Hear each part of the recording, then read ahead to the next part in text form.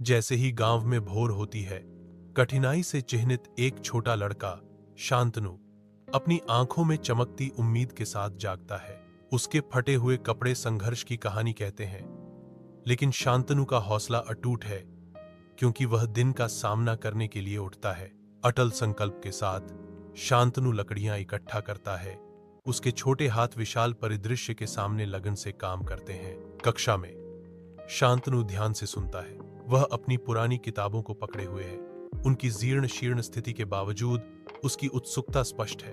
उसके चारों ओर हंसी गूंजती है, लेकिन शांतनु केंद्रित रहता है, तिरस्कार से अप्रभावित। एक अधिकारी के रूप में शांतनु की वापसी से पूरे गांव में खुशी और उम्मीद की लहर दौड़ गई। शांतनु की उपलब्धि का जश्न मनाते हुए ग्रामीणों के चेहरे पर तेज मुस्कान छा गई। शांतनु की आवाज दृढ़ता से गूंजती है, गरीबी कोई अभिशाप नहीं है।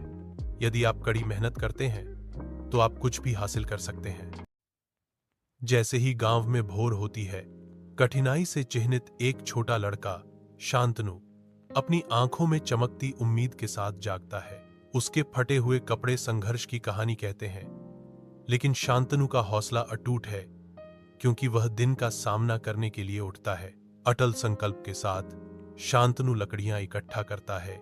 उसके छोटे हाथ विशाल परिदृश्य के सामने लगन से काम करते हैं। कक्षा में शांतनु ध्यान से सुनता है। वह अपनी पुरानी किताबों को पकड़े हुए है। उनकी जीर्ण शीर्ण स्थिति के बावजूद उसकी उत्सुकता स्पष्ट है।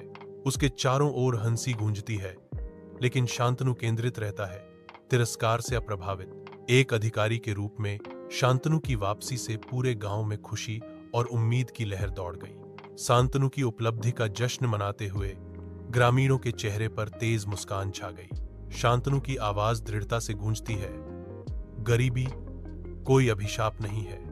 यदि आप कड़ी मेहनत करते हैं तो आप कुछ भी हासिल कर सकते हैं।